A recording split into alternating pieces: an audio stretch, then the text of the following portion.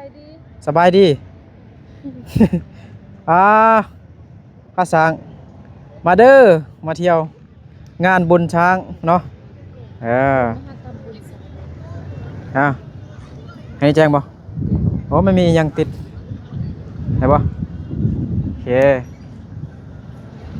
มันเป็นน้ำเลยเป็นยังสบายดีพี่น้องบนสกูทุกคนเด้อยินดีต้อนรับเข้าสู่2บ่าวนึกท็อปไลน์เซนเก่าเหมือนเคยอีกแล้วพี่น้องเนาะตอนนี้บ่าวนึกอยู่ที่สนามหลวงอยู่เมืองสัญบุรีแขวงสัญบุรีจุดประสงค์วันนี้ก็มาเที่ยวมาลิ้นมาเบิ่งช้างเนาะงานบุญช้างเนาะเขาจะจัดตั้งแต่มื้อนี้ไปแหละไปฮอดวันที่16เขาเริ่มตั้งแต่วันที่9ฮอดวันที่16เป็นเวลา8 มื้อ8 วันพี่น้องเนาะมื้อนี้ก็เป็นมื้อที่เพิ่นกำลังเริ่มแล้วก็เพิ่นก็ยังบ่ทันได้มาลายเขาเนาะนี่เราจะไปเบิ่งช้างอยู่พุ่นเขาจะซื้ออ้อยอยู่พุ่นเขาก็ขายอ้อยอยู่พุ่นเด้เนาะอยู่นี่ก็มีนี่เขาจะซื้ออ้อยอยู่นี่นี่จังนั้นเขาไปขี่ช้างก่อนบ่ฮู้ว่าเอาไปขี่ช้างนะคนนึงมันเท่าใดกันนะปีกายนี่ก็บ่ได้ขี่ช้างเด้เบิ่งมื้อนี้ก่อนสิไปขี่ช้างก่อนขี่ช้างแล้วก็สิถ่ายให้ทุกคนได้เบิ่งเนาะแต่เกิดมาบ่เคยขี่ช้างจักเทื่อเลยลองขี่มื้อนี้เบิ่งก่อนเป็นจังไดถ้าเป็นมื้ออื่นเนี่ยมันมีคนหลายเด้เอาเสื้อเขาไหนเลยบ่ต้องซิปเสื้อก่อน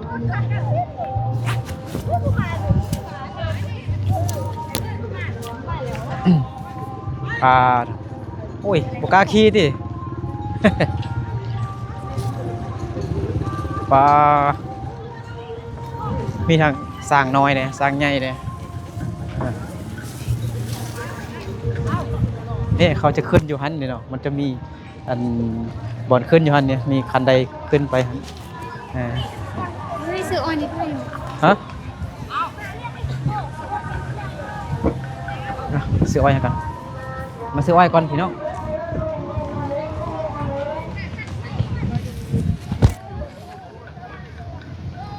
ขายหน่อยได้มันเป็นสาวของกล้วยเด้กล้วยก็คือกันกล้วยคือกันบ่เอากล้วยให้ไปห้าสั่งหน่อยนะให้สั่งหน่อยกล้วยเนาะผมไปซื้อกล้วยให้สั่งหน่อยก่อนเอาวิดีโอก่อนเลยเขาอันขี่สร้างแค่นึงเท่าไรก่อนอันที่เส้นพูดละเส้นอ๋ออันที่เราไปจดปีน้ำหนักที่ถึงขึ้นสั่งเลยเด้ออ๋อไปขี่โดนช่วงนี้เพราะว่าบริแคกเลยอ๋อถ้ามีแคกเลยเราบริขี่โดนแขกไล่แล้วบริขี่โดนไหนเนาะโอ้ขี่สร้างคนนึงแมน100,000 กีบพี่น้องเนาะประมาณ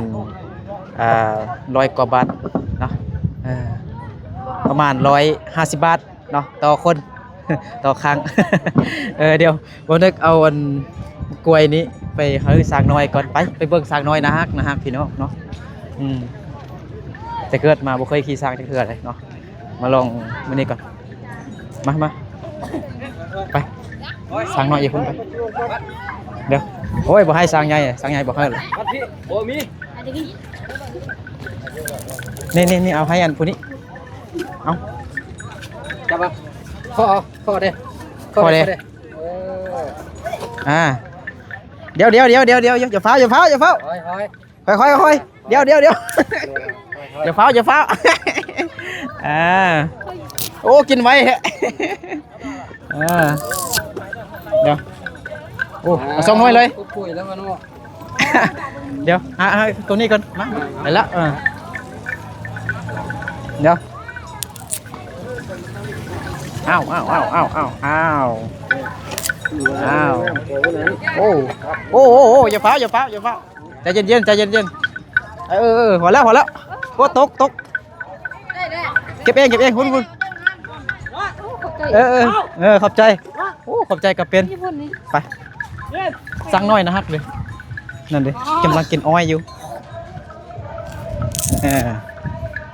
อ้าวกินกล้วยกินกล้วย ขอบใจเด้อ ขอบใจขอบใจอ่า มาอะไรกลางคันโฮมให้ให้ อ้าว เด้อขอบใจเด้อ อ้าวขอถ่ายรูปนำเด้ เข้ามากลางคันโฮมให้เข้ามาปล่อยให้เบิดก่อน โอ้ยเดี๋ยว ปล่อยให้เบิดก่อน เอากินกล้วยหมดก่อนเนาะถ่ายรูป ก่อน โอ้เอากำลังย่ำอยู่บ่ เอากลางนี้คืองามๆเขาเรียกขี้ไปนะ เอาหมดจ้ะเอามา เอาเด้อกลางคันโฮมเด้อมันเบิดปล่อยตรงนี้อ๋อครับ โอ้คุณโอ้ยบกล้าขี่ดิย่านแฮงอืมอืมตัวนี้ตัวแม่ตัวผู้นี่โอ้ยนี่ไงเหรือเปล่าเนี่ยโอ้งามแฮงน่าฮักพี่น้องเนาะเนาะโอ้ผู้สาวขึ้นสร้างแล้วผู้สาวขึ้นสร้าง เอาถ่ายรูปกันทุกคนทุกคน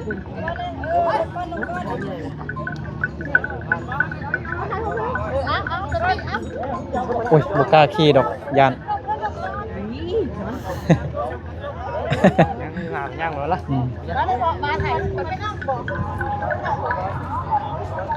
ช้างน้องเคยเห็นช้างหรือเปล่า นี่มันถามเลยนะจะปีว่ะเกิดลูกแค่นึง มันเฮ็ดยังกันนะ ให้ได้รูป บอกว่ามันอันนั้น อยู่ทางนี้มาเบิ่งนะ โอ้ยนะฮัก ไป เอ้ยหูความโอ้ บึงนั่นแหละอุ้ยมันนั่งอันนี้ นะฮัก ไปแบบนี้นะ ไปบ๊ายบา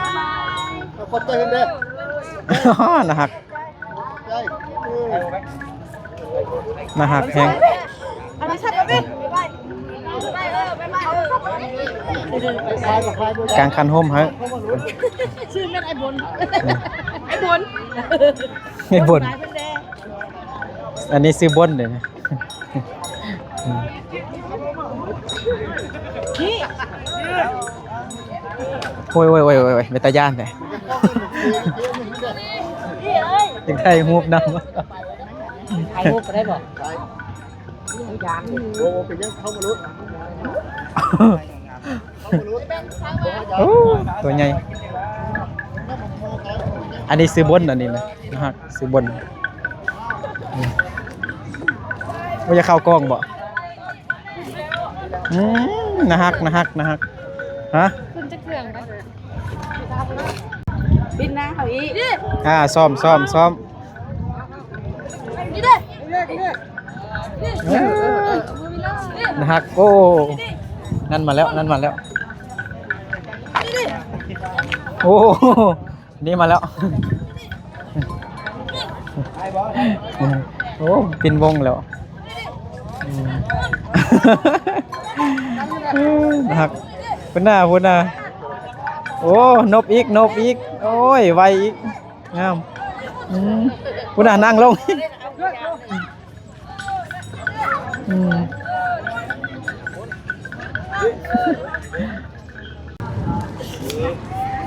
ซาลี่มีอะไรม่วนบอก ร้อน สร้างกอดซาลี่เมื่อกี้ซาลี่ยาน กันสอ มันนึกก็ยังยานเลยแต่มันก้อนแห้งอ่ะนะเฮาบ่ฮู้ใจเหมือนเด้เนาะแต่เจ้าของมันแท้ฮู้อยู่ เดี๋ยวบ่าวนึกกับซาลี่พาทุกคนไปเล่นอยู่บ่อนเดินน่ะเนาะเดินนักเรียนกำลังซ้อมฟ้อนอยู่กำลังซ้อมฟ้อนซ้อมเต้นพี่น้องเนาะบ่าวนึกกับซาลี่ฝากรถไว้ทางนั้นพุ่นครั้งหนึงต่อเมื่อกี้เอาฝากรถเท่าไหร่20,000เนาะ20,000ประมาณ35 บาททุกคนเนาะมื้อนี้ยังบ่แม่นมื้อแท้เทื่อวันที่11พุ่นน่ะเขาจึงย่างขบวนเนาะเดินขบวนก่อนกำลังเนาะวันนี้มันเข้ากำลังซ้อมเนาะ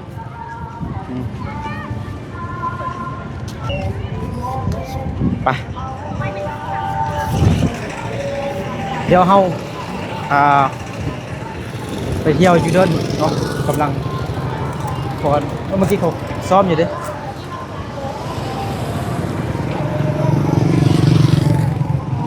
ไปเลยไปเลยไปเลยไป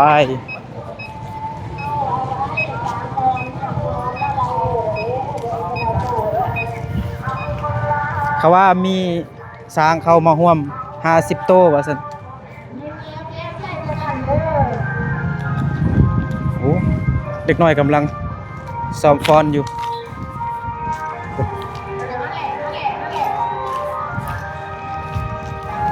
อยู่ไล่ก่อนอยู่เด้อ ว่ามีแต่นักเรียนเบิดจับมีดจับพาจับไม้อีหยังนี่ไปเฮ็ดหยังนี่ ยับอัน เป็นแสดง ยับไปทางเดินยับยังคนละบอกกองหรือยังยับเข้าไปลูก นี่คือเวทีอันนี้เวทีนี่ อาจารย์ยับไปทางทิศเหนือยับไปทางทิศเหนือ อันนี้คือผ้าสาง ผ้าสางทุกคน บ้าทางร้านจะเดียวผู้ผู้ส่งเด็กยับไป ผ้าสาง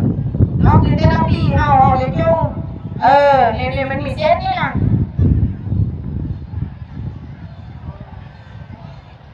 ผ้าสางสูงขนาด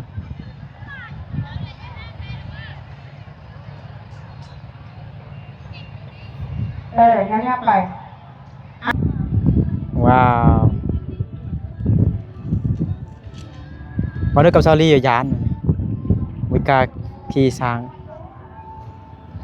แต่สางน้อยแท้เฮากาอยู่กาไทยรูปนำกากอดอยู่ แต่ว่าสางใหญ่เอายานพี่กายพี่ก้อนนี่ก็ยังมันหายเนาะพี่ก้อนพี่กายนี่เพิ่นโซมัดไว้ติดต้นไม้นี่นะเอาโซมัดไว้กับมันนี่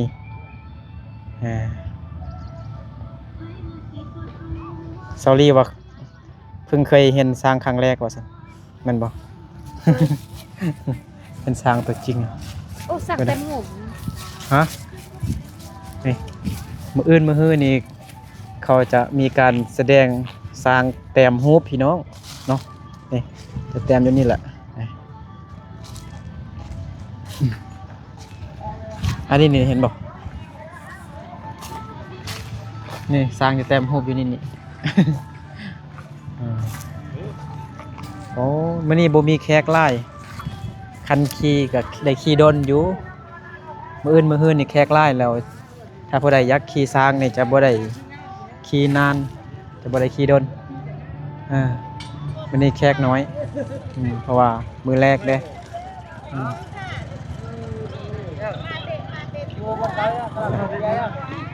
กำลังขี่ช้างอยู่พี่น้องคนเวียดนามกำลังขี่ช้างอยู่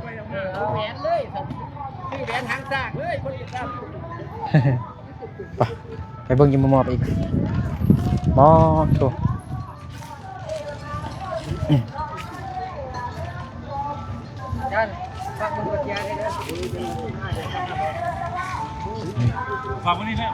ขมัดไว้แล้วโอ้เบิ่งตัวนั้นนะฮักเด้มันเอาง่วงจกปาก เอาง่วงจกปากกันก็หยุดโอ้ตัวนี้ตัวดำแฮงสะอาดแฮงเขาหาก่อล้างมาจะมีน้ำหุงอยู่นี่ทุกคนเนาะอยู่ลุ่มนี่ไปเบิ่งน้ำหุงกันไปปีนี้สร้างเขาห่วม50โตว่าซานพี่น้องแล้วก็มีคนดังมาขายเครื่องหลายแฮงพี่น้องคนดังอยู่ในเฟซเน็ตไอดอล จะมาในมื้ออื่นมื้อฮื้อนี้คนดังอยู่ในประเทศลาว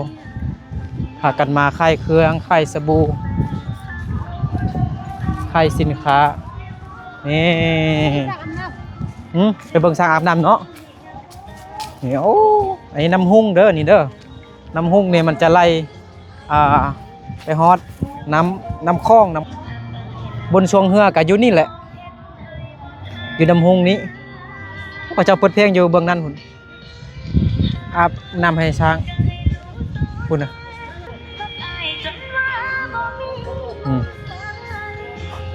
โอ้มันนอนลงเลยอาบน้ำงามๆก่อนจะมีแขกยักษ์ขี่ซาลี่ไปอาบน้ำให้ช้างไป เอายังไปเซ็ตให้มันไปถ้าเป็นมือแทนนี่อยู่นี่เต็มแขกเต็มคนมาเที่ยวมาชมช้างเต็มอยู่นี่แหละพี่น้องมื้อนี้คนไล่อันนี้ก็จะเป็นเล่บันบวงช้างจะลินบันบวงนี้อันนี้จะเป็นอุปกรณ์ลินของช้างเบิดอันนี้ช้างเตะบานเลยนี่จะมีโกนบานเนาะช้างจะเตะบานอยู่พุทธ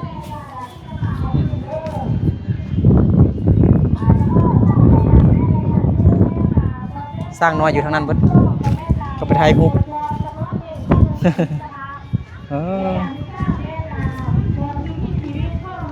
ระยะขี่สร้างแล้วก็ขึ้นยวน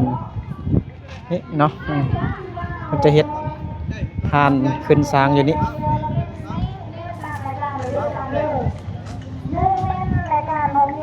นี่สร้างน้อยอยู่นี่ สร้างน้อยนะฮะคำฮูสร้างน้อยคำฮูอยู่นี่ถ่ายรูปนำ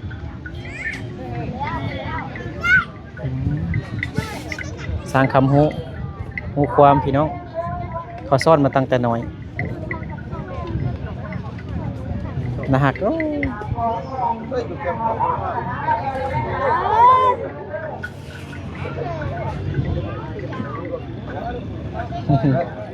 จะกินกล้วย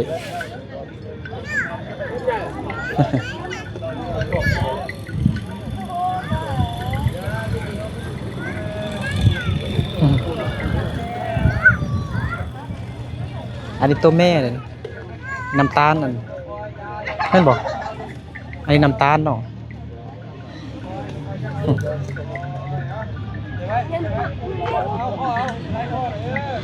ตัวแม่เบิดนี่ตัวผู้อยู่หันตัวผู้แล้วมีมีงาผู้มีงา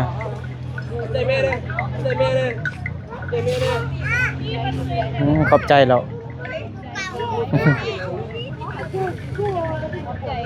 เอาตีนนาเกี่ยวกันแล้วก็มูบลงกลมลง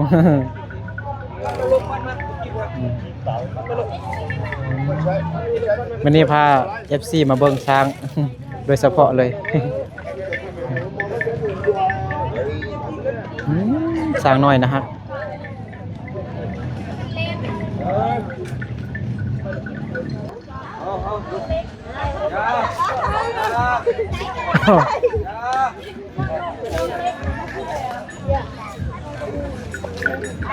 เศร้าจะไทยรูปนำช้างน้อย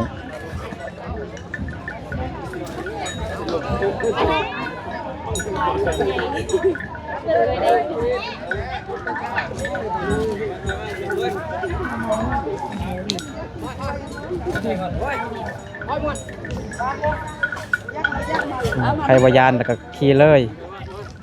ขี่สร้างใหญ่สร้างเล็กก็มีสร้างตัวกระเทินก็มีพุดสร้างยืนขึ้นซองค่ากระได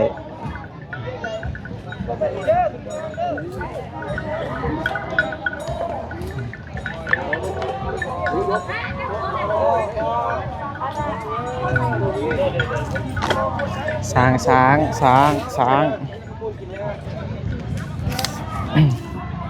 โอ้โหบรรยากาศดีแฮง แดดฮอนจังหน่อยเลยอยู่ทางนั้นก็มีช้างนี่ช้างตัวกระเทิน เออ อืมเดี๋ยวลี่มาไปเบิ้งทางนั้นไป เนาะอันนี้ก็มีทางนี้เป็นทางเมื่อกี้นี่เดี๋ยวไปเบิ้งทางนี้กัน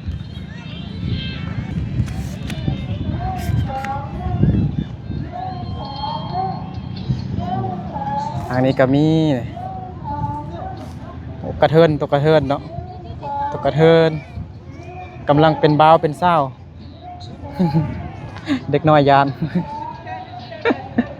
เด็กน้อยยาน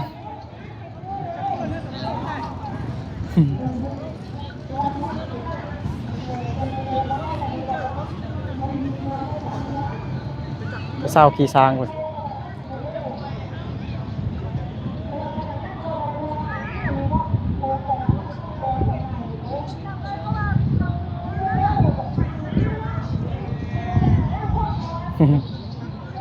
เศร้ากับผู้บ่าวขี่ช้าง